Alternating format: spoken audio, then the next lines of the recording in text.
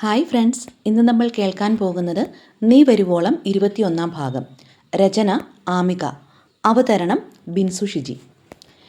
മേശപ്പുറത്തേക്ക് അല്പം മുന്നോട്ട് ആഞ്ഞിരുന്നുകൊണ്ട് ശ്യാം തൻ്റെ ഉള്ളിലെ ആകാംക്ഷ പരമാവധി ഒതുക്കി പിടിച്ചുകൊണ്ട് ചോദിച്ചു, സാർ, ഈ ശിവപുരം എന്ന് പറയുന്ന സ്ഥലം യഥാർത്ഥത്തിൽ എവിടെയാണ്? സാറിൻ്റെ ആപ്ലിക്കേഷനിലെ സ്ഥിരതാമസത്തിനുള്ള അഡ്രസ്സിൽ ആ പേര് കണ്ടിട്ടാണ് ഞാൻ ചോദിക്കുന്നത്. ആ സ്ഥലത്തെപ്പറ്റി എനിക്ക് അറിഞ്ഞേ പറ്റൂ, പ്ലീസ്. അത് കേട്ടപ്പോൾ ആ മനുഷ്യൻ്റെ ചുണ്ടിൽ ഒരു നേർത്ത ചിരി വിരിഞ്ഞു. ഇത് ചോദിക്കാനായിരുന്നോ സാർ ഇത്രയും നേരം എന്നെ ഭ്രാന്ത് പിടിപ്പിച്ചത്? ഞാൻ വിചാരിച്ചു എൻ്റെ ലോൺ ഫയലിൽ എന്തോ വലിയ കുഴപ്പം കണ്ടുപിടിച്ചതാണെന്ന്. അയാൾ ഒരു നിമിഷം പഴയകാല ഓർമ്മകളിലേക്ക് കണ്ണോടിച്ചിട്ട് തുടർന്നു, സാർ, അതിവിടെ നിന്ന് ഏകദേശം 400ഓളം കിലോമീറ്റർ കിഴക്കോട്ട് മാറിക്കിടക്കുന്ന ഒരു മലയോര ഗ്രാമമാണ്. ഞാൻ ജനിച്ചു വളർന്ന നാടാണത്. പഠിക്കാൻ വേണ്ടി വർഷങ്ങൾക്ക് മുൻപ് എറണാകുളത്ത് വന്നതാണ് ഞാൻ. പിന്നെ ഇവിടെ തന്നെ അങ്ങ് കൂടി. ഇപ്പോൾ വല്ലപ്പോഴും മാത്രമേ അങ്ങോട്ട് പോകാറുള്ളൂ. പക്ഷേ പലപ്പോഴും എനിക്ക് തോന്നാറുണ്ട് ആ നാട് വിട്ട് പോരേണ്ടിയിരുന്നില്ല എന്ന്. അത്രയ്ക്ക് നന്മകളാൽ സമ്പുഷ്ടമാണ് കൊച്ചു ഗ്രാമം. തൻ്റെ നാടിനെക്കുറിച്ചുള്ള ഓർമ്മകളിൽ മുഴുകി അയാൾ ഒന്ന് പുഞ്ചിരിച്ചു. എന്നിട്ട് തിരികെ ശ്യാമിൻ്റെ കണ്ണുകളിലേക്ക് ഉറ്റുനോക്കിക്കൊണ്ട് ചോദിച്ചു, അവിടെ സാറിന് ആരെയെങ്കിലും പരിചയമുണ്ടോ? ഈ നഗരത്തിൽ ജീവിക്കുന്ന സാറിനെ പോലെ ഒരാൾ പെട്ടെന്ന് ഞങ്ങളുടെ ആ ഗ്രാമത്തെപ്പറ്റി ഇത്ര ആകാംക്ഷയോടെ ചോദിക്കുന്നത് കൊണ്ട് ചോദിച്ചതാ. തൻ്റെ മനസ്സിലെരിയുന്ന നിഗൂഢതകൾ മറ്റൊരാൾക്ക് മുന്നിൽ വെളിപ്പെടുത്താനാവാത്തതുകൊണ്ട് ശ്യാം ഒരുവിധം ആത്മനിയന്ത്രണം വീണ്ടെടുത്ത് വെറുതെ ഒന്ന് ചിരിച്ചു. പരിചയമുണ്ടോ എന്ന് ചോദിച്ചാൽ ഉണ്ട്. എൻ്റെ ഭാര്യയുടെ പിതാവിന് അടുത്ത പരിചയമുണ്ടായിരുന്ന ഒരാൾ ഇപ്പോൾ അവിടെ താമസിക്കുന്നുണ്ട്. എനിക്ക് ആ സ്ഥലത്തേക്ക് പോകാനുള്ള ഒരു വഴി കൃത്യമായി പറഞ്ഞു തരുമോ? അതിനെന്താ സാർ, ഞാനൊരു ചെറിയ റൂട്ട് മാപ്പ് ഇപ്പോൾ തന്നെ വരച്ചു തരാം. അയാളൊരു ബുദ്ധിപൂർവമായ പുഞ്ചിരിയോടെ തുടർന്നു. പിന്നെ എൻ്റെ ഈ ലോൺ അല്പം വേഗത്തിൽ റെഡിയാക്കി തരികയാണെങ്കിൽ സാറിന് അവിടെ പോയി തങ്ങാൻ എൻ്റെ വീട് തന്നെ ഞാൻ ശരിയാക്കി തരാം. എൻ്റെ മാതാപിതാക്കൾ ഇപ്പോൾ ഇവിടെ എൻ്റെ കൂടെ ആണെങ്കിലും അവിടെ എനിക്കിപ്പോഴും പൂട്ടിക്കിടക്കുന്ന ഒരു പഴയ വീടുണ്ട്. അതല്ല, സാറിന് അവിടെ മറ്റെന്തെങ്കിലും വിവരങ്ങൾ അറിയണമെന്നുണ്ടെങ്കിൽ എനിക്കറിയാവുന്നതെല്ലാം ഞാൻ പറഞ്ഞു തരാം. അയാളുടെ ആ ഡീലിംഗ് കേട്ടപ്പോൾ ശ്യാം തമാശ രൂപേണ പറഞ്ഞു, ആഹാ, താൻ കൊള്ളാമല്ലോ, വട്ടോനിട്ട് വാളെ പിടിക്കുകയാണല്ലേ. അയാൾ ഉറക്കെ ചിരിച്ചുകൊണ്ട് മറുപടി നൽകി, കൊച്ചിയിൽ വന്ന് ഇവിടുത്തെ ആൾക്കാരുടെ കൂടെ കൂടി സ്വഭാവം അങ്ങനെ ആയിപ്പോയതാണ് സാറേ. പക്ഷേ എൻ്റെ നാടിനെ പറ്റി അങ്ങനെയൊന്നും വിചാരിക്കരുത്. നന്മ മാത്രമുള്ള മനുഷ്യരവിടെ ഉള്ളത്. എന്ത് സഹായത്തിനും എല്ലാവരും കൂടെ ഉണ്ടാവും. അയാളിൽ നിന്ന് വിവരങ്ങൾ കിട്ടിയ സന്തോഷത്തിൽ ശ്യാം ഒട്ടും വൈകിപ്പിച്ചില്ല. ആ ഫയലുകൾ കൃത്യമായി പരിശോധിച്ച് ലോൺ നടപടികൾ അടിയന്തരമായി പൂർത്തിയാക്കാൻ ഒപ്പുവെച്ചു കൊടുത്തു. കാര്യം സാധിച്ച സന്തോഷത്തിൽ ആ മനുഷ്യൻ തൻ്റെ ഫോൺ നമ്പറും വിലാസവും ശ്യാമിന് കൈമാറി. അയാളിൽ നിന്ന് വിവരങ്ങൾ കിട്ടിയ സന്തോഷത്തിൽ ശ്യാം ഒട്ടും വൈകിപ്പിച്ചില്ല. ആ ഫയലുകൾ കൃത്യമായി പരിശോധിച്ച് ലോൺ നടപടികൾ അടിയന്തരമായി പൂർത്തിയാക്കാൻ ഒപ്പുവെച്ചു കൊടുത്തു. കാര്യം സാധിച്ച സന്തോഷത്തിൽ ആ മനുഷ്യൻ തൻ്റെ ഫോൺ നമ്പറും വിലാസവും ശ്യാമിന് കൈമാറി.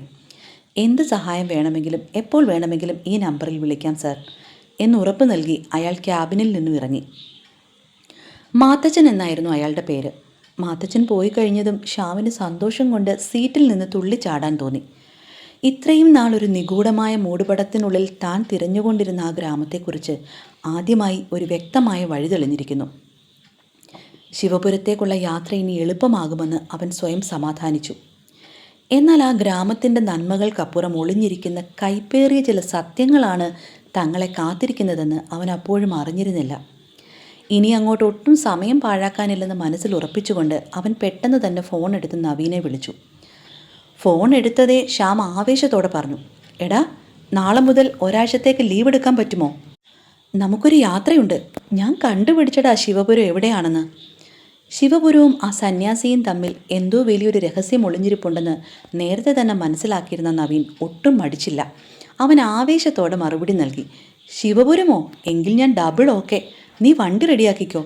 പക്ഷെ പോകുന്നതിന് മുൻപ് അനുവിനോട് കാര്യങ്ങളൊന്ന് പറഞ്ഞ് ബോധ്യപ്പെടുത്തണം കേട്ടോ. ശ്യാം അപ്പോൾ തന്നെ ഹെഡ് ഓഫീസിലേക്ക് ഒരാഴ്ചത്തെ എമർജൻസി ലീവിനുള്ള അപേക്ഷ മെയിൽ ചെയ്തു. ഉള്ളിലെ പരിഭ്രമം കാരണമാകാം മിനിറ്റുകൾക്ക് നീളമുള്ള ആയുസ് ഉണ്ടായിരുന്നു. ഒട്ടും വൈകാതെ തന്നെ ലീവ് അപ്രൂവ് ചെയ്തുകൊണ്ടുള്ള മറുപടി വന്നതോടെ ശ്യാമിന് ആശ്വാസമായി. പിന്നെ എല്ലാം മിന്നൽ വേഗത്തിലായിരുന്നു. അവൻ പെട്ടെന്ന് അനുവിനെ ക്യാബിനിലേക്ക് വിളിച്ചു വരുത്തി ബാങ്കിലെ താൽക്കാലിക ചുമതലകളെല്ലാം അവളെ ഏൽപ്പിച്ചു. ഒപ്പം തൻ്റെ യാത്രയെപ്പറ്റിയും. എന്നാൽ നവീനും കൂടെ വരുന്നുണ്ടെന്ന കാര്യം പറഞ്ഞപ്പോൾ അനുവിൻ്റെ മുഖം തെല്ലൊന്നു വാടി. അവളുടെ ഭാവമാറ്റം കണ്ട് ശ്യാം പെതുക്കെ ചിരിച്ചു. താൻ വിഷമിക്കണ്ടടോ, ഞങ്ങൾ വരും വരെ തനിക്ക് ബാങ്ക് കഴിഞ്ഞാൽ നേരെ എൻ്റെ വീട്ടിലേക്ക് പോകാം, വീണയ്ക്കും കുട്ടികൾക്കൊപ്പം. അവർക്കും അതൊരു വലിയ സന്തോഷമാകും. അത് കേട്ടതും അനുവിൻ്റെ മുഖം റോസാപ്പൂ പോലെ വിടർന്നു. കുട്ടികളോടൊപ്പമുള്ള നിമിഷങ്ങൾ അവൾ അത്രമേൽ ആസ്വദിച്ചിരുന്നു എന്നത് തന്നെയായിരുന്നു അതിന് കാരണം. ബാങ്കിലെ തിരക്കുകളിൽ നിന്ന് ഇറങ്ങി ശ്യാം ഒരു ഓട്ടോ പിടിച്ച് നേരെ വീട്ടിലെത്തി. സാധാരണ വണ്ടിയിൽ വരുന്ന ശ്യാം അസമയത്ത് ഓട്ടോയിൽ ഇറങ്ങുന്നത് കണ്ട് പരിഭ്രമത്തോടെ വീണ മുറ്റത്തേക്ക് ഓടിയെത്തി.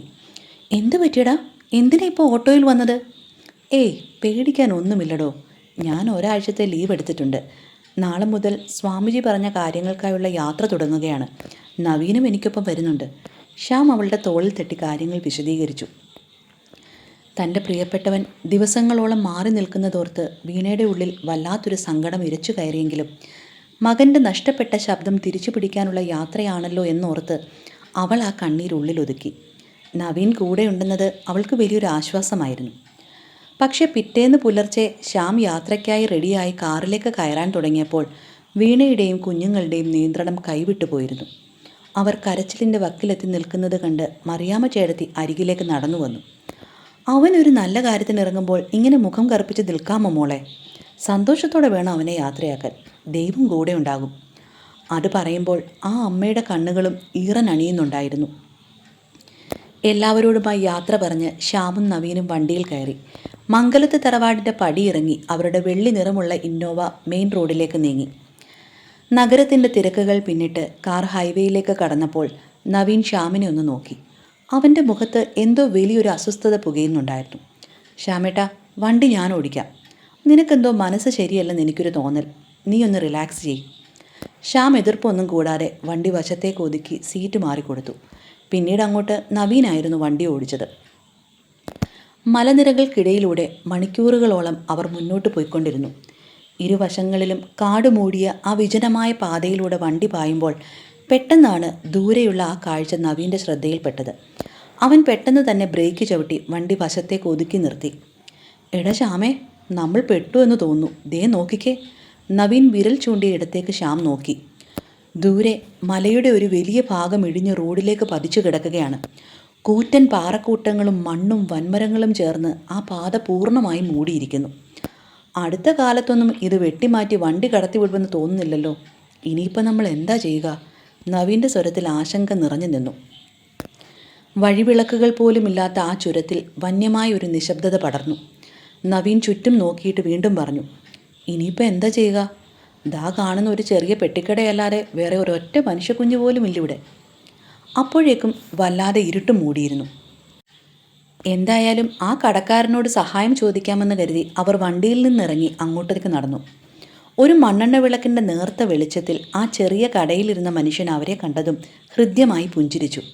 എന്താ മക്കളെ, മുന്നോട്ട് പോകാൻ പറ്റുന്നില്ലല്ലേ? ഇല്ല ചേട്ടാ, വഴിയിൽ വലിയ ബ്ലോക്കാണ്. പക്ഷെ ഞങ്ങൾക്ക് എങ്ങനെയെങ്കിലും നാളെ പുലർച്ചെയോടെ ശിവപുരത്ത് എത്തിയേ പറ്റൂ. ശ്യാം തൻ്റെ ഉള്ളിലെ വെപ്രാളം ഒളിക്കാതെ പറഞ്ഞു. മോനെ, ശിവപുരം അത് ഒരുപാട് ദൂരെയാണ്. മെയിൻ റോഡ് കൂടാതെ കാട്ടിലൂടെ മറ്റൊരു വഴിയുണ്ട്. പക്ഷേ ഈ രാത്രിയിൽ ആ വഴി പോകുന്നത് അത്ര നല്ലതല്ല. നിങ്ങൾക്ക് ബുദ്ധിമുട്ടാവില്ലെങ്കിൽ ഇന്ന് രാത്രി എൻ്റെ വീട്ടിൽ തങ്ങാം. വലിയ സൗകര്യങ്ങളൊന്നും ഉണ്ടാവില്ല, എങ്കിലും നിങ്ങൾ സുരക്ഷിതരായിരിക്കും. ഒന്ന് വിശ്രമിച്ച് നാളെ രാവിലെ യാത്ര തുടരാം. യാതൊരു മുൻപരിചയവുമില്ലാത്ത ആ മനുഷ്യൻ്റെ സ്നേഹപൂർവമായ ക്ഷണം നിരസിക്കാൻ അവർക്ക് തോന്നിയില്ല. അവർ സന്തോഷത്തോടെ തലയാട്ടി. എങ്കിൽ ഞാൻ ഈ കടയൊന്ന് അടച്ചോട്ടെ മക്കളെ. വണ്ടി ഇവിടെ റോഡരികിൽ കിടന്നോട്ടെ, ഒരു പ്രശ്നവും ഉണ്ടാവില്ല. എൻ്റെ വീട് ഈ കാടിനുള്ളിലേക്ക് കുറച്ച് മാറിയാണ്. നിമിഷ നേരം കൊണ്ട് അയാൾ ആ ചെറിയ കടയുടെ പലകകൾ വലിച്ചിട്ട് പൂട്ടി അവർക്ക് മുന്നിൽ നടന്നു. നഗരങ്ങളിലെ ചതിക്കുഴികൾ മാത്രം കണ്ട് ശീലിച്ച നവീൻ്റെ ഉള്ളിൽ തങ്ങളോട് ഈ അപരിചിതൻ കാണിക്കുന്ന അമിതമായ സ്നേഹം ചെറിയൊരു ആശങ്ക ഉണ്ടാക്കാതിരുന്നില്ല. എങ്കിലും ശ്യാമിൻ്റെ കൂടെ അവൻ മൗനമായി അയാളുടെ കാൽപ്പാടുകളെ പിന്തുടർന്നു. മൺപാതകൾ കഴിഞ്ഞ് കുന്നുകയറി കുറേയേറെ മുന്നോട്ട് ചെന്നപ്പോൾ വലിയ ഈട്ടിമരങ്ങൾക്കും പുൽക്കാടുകൾക്കുമിടയിൽ മറഞ്ഞിരിക്കുന്ന ഒരു ചെറിയ ഓലമേഞ്ഞ വീട് അവർക്ക് മുന്നിൽ തെളിഞ്ഞു. മൺചുമരുകളുള്ള ആ വീടിൻ്റെ മുറ്റത്തേക്ക് അവർ എത്തിയതും ഏതാണ്ട് 10 വയസ്സ് തോന്നിക്കുന്ന ഒരു കൊച്ചു പെൺകുട്ടി വീട്ടിനുള്ളിൽ നിന്നും ആഹ്ലാദത്തോടെ ഓടി വന്ന് ആ മനുഷ്യനെ കെട്ടിപ്പിടിച്ചു. ആ കുഞ്ഞിൻ്റെ കണ്ണുകളിൽ തിളങ്ങിയ നിഷ്കളങ്കമായ ആഹ്ലാദവും സ്നേഹവും കണ്ടപ്പോൾ അതുവരെ നവീൻ്റെ ഉള്ളിലുണ്ടായിരുന്ന ആശങ്കകളും അവിശ്വാസവുമെല്ലാം ഒരു മഞ്ഞുതുള്ളി പോലെ അലിഞ്ഞുപോയി. ക്രൂരതയുള്ള ഒരു മനുഷ്യൻ്റെ വീട്ടിൽ ഇത്രയും പ്രകാശമുള്ളൊരു കുഞ്ഞുണ്ടാകില്ല എന്ന് അവൻ്റെ മനസ്സ് മന്ത്രിച്ചു. അയാൾ ആ കുഞ്ഞിനെ ഇരു കൈകളിലും എടുത്ത് വായുവിൽ ഒരു തവണ വട്ടം കറക്കി. അവളുടെ കവിളിൽ വാത്സല്യത്തോടെ ഉമ്മ വെച്ചുകൊണ്ട് കടയിൽ നിന്നും കയ്യിൽ കരുതിയിരുന്ന ഒരു ചെറിയ മിഠായി പൊതി ആ കുഞ്ഞിൻ്റെ കയ്യിലേക്ക് നൽകി. അപ്പോഴേക്കും അയാളുടെ ഭാര്യയെന്ന് തോന്നിക്കുന്ന നെറ്റിയിൽ ചന്ദനക്കുറിയിട്ട ഒരു സ്ത്രീ പുഞ്ചിരിയോടെ ഉമ്മറത്തേക്ക് വന്നു. ഇന്ന് നേരത്തെ ആണല്ലോ എന്ന ചോദ്യത്തോടെയാണ് അവർ വന്നതെങ്കിലും കൂടെയുള്ള 2 അപരിചിതരെ കണ്ടപ്പോൾ അവർ അമ്പരന്നില്ല. പകരം ഒരു സഹോദരിയെപ്പോലെ സ്നേഹത്തോടെ അവരെ നോക്കി മനോഹരമായി പുഞ്ചിരിച്ചു. അകത്തു നിന്നും ഈറൻ മണക്കുന്ന ഒരു തഴപ്പായ എടുത്തുകൊണ്ടുവന്ന് മുറ്റത്തെ പച്ചപ്പുല്ലിന് മുകളിലേക്ക് വിരിച്ചിട്ടുകൊണ്ട് അവർ പറഞ്ഞു, വീടിനകത്ത് ഇരിക്കാൻ സൗകര്യമൊന്നുമില്ല കേട്ടോ, നിങ്ങൾ ഇവിടെ ഇരിക്കൂ, ഞാൻ കുടിക്കാൻ ചൂടുവെള്ളം എടുക്കാം. നവീനും ശ്യാമും അമ്പരപ്പോടെ പരസ്പരം നോക്കി. യാതൊരു സ്വാർത്ഥതയുമില്ലാതെ 2 അപരിചിതരെ ആ കുടുംബം ഇത്രമേൽ ഹൃദ്യമായി സ്വന്തം ആളുകളെപ്പോലെ സ്വീകരിക്കുന്നത് അവരിൽ വലിയൊരു അത്ഭുതമാണ് ഉണ്ടാക്കിയത്. നഗരങ്ങളിലെ ഫ്ലാറ്റുകളിൽ വാതിലടച്ച് അയൽക്കാരൻ ആരാണെന്ന് പോലും അറിയാതെ ജീവിച്ചു ശീലിച്ച അവർക്ക് ഈ മലയോര മനുഷ്യരുടെ നിഷ്കളങ്കമായ സ്നേഹം ഒരു പുതിയ അനുഭവമായിരുന്നു. ആ ചെറിയ വീടിൻ്റെ മുറ്റത്ത് നിൽക്കുമ്പോൾ കാടിൻ്റെ വന്യമായ നിശബ്ദതയും രാത്രിയുടെ നേർത്ത തണുപ്പും പുകമഞ്ഞു പോലെ അവരെ വന്നു പൊതിഞ്ഞു. ശിവപുരത്തേക്കുള്ള ആ കഠിനമായ യാത്രയിലെ ആദ്യത്തെ അപ്രതീക്ഷിത ഇടത്താവളമായിരുന്നു അത്. വരാനിരിക്കുന്ന വലിയ നിഗൂഢതകളിലേക്കും കൊടുങ്കാറ്റുകളിലേക്കും കടന്നു കയറുന്നതിന് മുൻപ് പ്രകൃതി അവർക്കായി ഒരുക്കി വെച്ച ഒരു ചെറിയ വിശ്രമം. അല്പനേരം ആ പായയിലിരുന്ന് കാറ്റേറ്റതിന് ശേഷം ആ ചേട്ടൻ ചോദിച്ചു, യാത്ര ചെയ്ത് നല്ല ക്ഷീണമുണ്ടല്ലോ മക്കൾക്ക്, എന്നാൽ പോയി ഒന്ന് കുളിച്ചിട്ട് വരാം, നല്ല ഉന്മേഷം കിട്ടും. യാത്രയുടെ തളർച്ചയിൽ കുളിയെപ്പറ്റിയുള്ള ചിന്ത പോലും അവർ മറന്നുപോയിരുന്നു. ഒരു പുഞ്ചിരിയോടെ എഴുന്നേറ്റ് അവർ അയാളുടെ പുറകെ നടന്നു. കാട്ടുപാതയിലൂടെ അല്പം മുന്നോട്ട് ചെന്ന് അവർ നിന്നു. അവിടെ കണ്ട കാഴ്ച അവരുടെ കണ്ണുകളെ പുളകം കൊള്ളിച്ചു. താഴെ ഒരു വെള്ളി വര പോലെ ഒരു ചെറിയ പുഴ. സന്ധ്യയുടെ അവസാന കിരണങ്ങൾ ആ തെളിനീരിൽ തട്ടി സ്വർണ്ണ നിറത്തിൽ തിളങ്ങി. പുഴയുടെ ഇരുവശങ്ങളിലും പച്ച പരവതാനി വിരിച്ചതുപോലെ കാട്ടുചെടികളും തല ഉയർത്തി നിൽക്കുന്ന പാറക്കൂട്ടങ്ങളും. കാടിൻ്റെ സർവ്വ സൗന്ദര്യവും വന്യതയും ആവാഹിച്ച് അണിഞ്ഞിരുന്ന ആ പുഴയോരത്തെ തണുത്ത കാറ്റ് അവരുടെ ശരീരത്തെ മത്തുപിടിപ്പിച്ചു. വായുവിൽ കാട്ടുപൂക്കളുടെയും നനഞ്ഞ മണ്ണിൻ്റെയും സുഗന്ധമുണ്ടായിരുന്നു. നവീനും ശ്യാമും ഒട്ടും വൈകിച്ചില്ല. വസ്ത്രങ്ങൾ മാറി ആ തണുത്ത തെളിനീരിലേക്ക് ചാടി ഇറങ്ങി നീന്തി തുടിച്ചു. നഗരത്തിലെ അടച്ചുപൂട്ടിയ മുറികളിൽ നിന്ന് ഒരു മോചനം കിട്ടിയതുപോലെ അവരാ വെള്ളത്തിൽ ആർത്തുല്ലസിച്ചു. പെട്ടെന്ന് ഒരു ജ്യേഷ്ഠൻ്റെ താക്കീതെന്ന പോലെ അയാൾ ശബ്ദമുയർത്തി വിളിച്ചു പറഞ്ഞു, മക്കളെ, ഒരുപാട് ദൂരേക്ക് പോകണ്ട. കാണുന്നത് പോലെ അത്ര ശാന്തമല്ല ഈ പുഴ. നമ്മൾ കാണാത്ത ചുഴികളും അടിയൊഴുക്കുകളും ഒക്കെ നമ്മളെ കാത്തിരിക്കുന്നുണ്ടാവും. അയാളുടെ വാക്കുകളിലെ കരുതൽ അവരുടെ ഉള്ളം തൊട്ടു. അപ്പോഴും ശ്യാമിൻ്റെ ഉള്ളിൽ ശിവപുരം എന്ന വാക്കും അവിടുത്തെ നിഗൂഢതകളും ഒരു വേലിയേറ്റം പോലെ അടങ്ങാതെ തിളച്ചു മറിയുന്നുണ്ടായിരുന്നു. തുടരും. അടുത്ത ഭാഗവുമായി കാണും വരെ ബൈ ബൈ, സ്റ്റേ സേഫ്.